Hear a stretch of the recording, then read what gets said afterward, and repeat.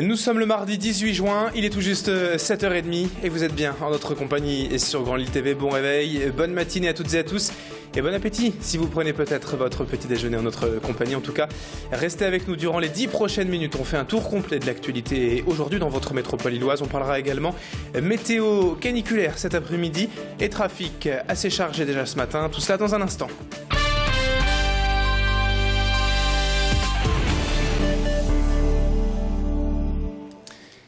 Et à la une de l'actualité, l'image du jour, c'est tout d'abord le retour de Lourdes du train bleu hier soir à Tourcoing.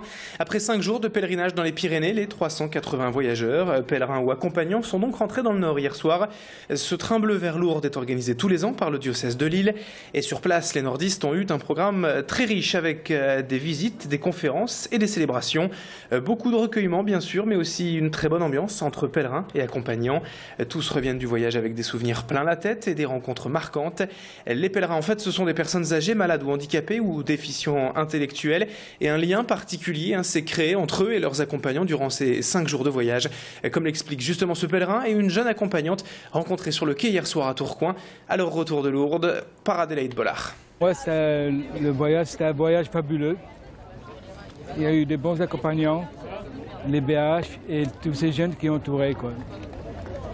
Arrivé à Lourdes, aussi, c'est pareil, on a été accompagnés dans nos chambres, bien accueillis. C'était beaucoup d'émotions, c'est une expérience humaine à vivre en fait, parce qu'on ne peut pas savoir sans l'avoir vécu en fait. Et c'est beaucoup d'émotions, on s'attache vite aux pèlerins.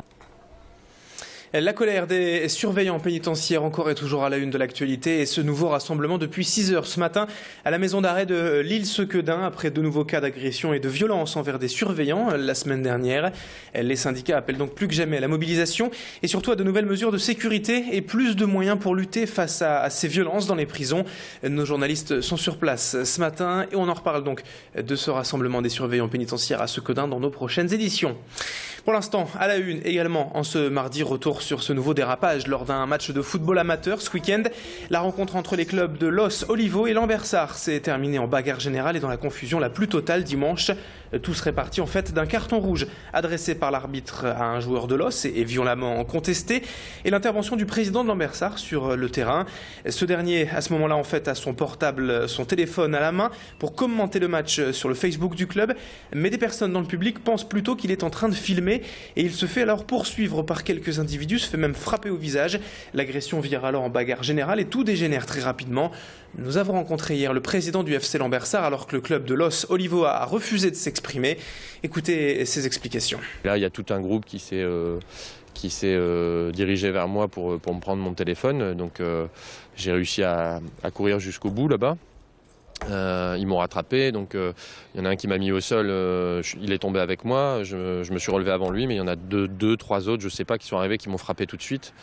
Donc j'ai pas vu, je me suis protégé le visage, j'ai eu un coup qui se voit un peu là, mais c'est surtout là que j'ai pris et ça se voit pas, mais c'est très douloureux.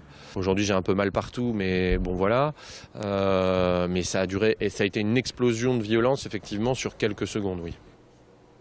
7h33 ce mardi matin sur Grand Lille TV dans le reste de cette édition. Aucun lien avec les traditionnelles blagues belges et franchement il n'y a pas de quoi se moquer. Il s'agit là plutôt d'une nouvelle démonstration du beau sens de nos voisins belges. Depuis plus d'un mois en effet, la commune de Frasnes-les-Anvins près de Tournai vient de s'équiper d'un radar dissimulé dans une poubelle. L'idée est toute simple, issue d'une société de Mons en Belgique et coûte près de 50 000 €, soit beaucoup moins cher tout de même qu'une voiture de police entièrement équipée. L'outil est également plus mobile, plus efficace. Depuis un mois et demi, ce radar poubelle a déjà flashé près de 250 véhicules, mais il est tout de même généralement placé derrière un radar préventif. Comme ça, pas de surprise, les automobilistes sont prévenus. Présentation du dispositif avec le bourgmestre de cette commune belge, Jean-Luc Cruc, au micro de Macha Grunessen. D'abord, il y a un élément de coût budgétaire. On est dans le même principe que ce qu'on appelle les voitures, qui sont les voitures, non pas fantômes, mais banalisées. Mais une voiture banalisée, ça coûte fort cher, c'est déjà le prix d'une voiture. Tandis qu'ici, un radar dans une poubelle, ça se déplace très facilement. Ça nous coûte un peu plus de 50 000 €.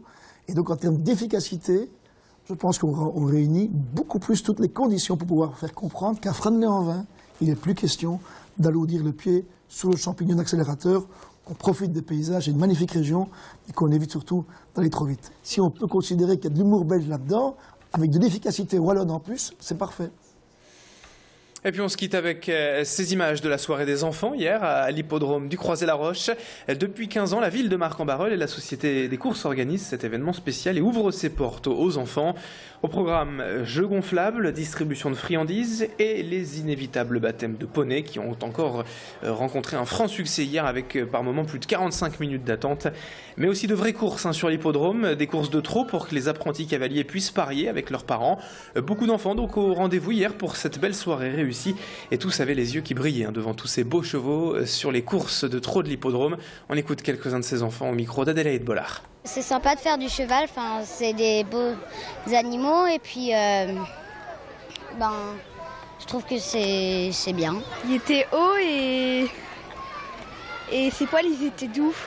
J'aime bien quand on saute, galoper. Je monte sur la selle et que je tienne, que je fasse avec mes pieds et mes mains. On voit grand et tout. Et il est tout doux le cheval. Et restez avec nous lors du quart d'heure suivant à 7h45. On vous donnera les résultats des courses hier et du Quartet Plus régional en images avec les rapports. Juste l'arrivée dans l'ordre dans cette édition, le 8, le 16. L'As et le 6 hier soir au Croisé-la-Roche. Plus d'infos dans notre prochaine édition. Pour l'instant, la météo et l'infotrafic à suivre sur Grand Lille TV.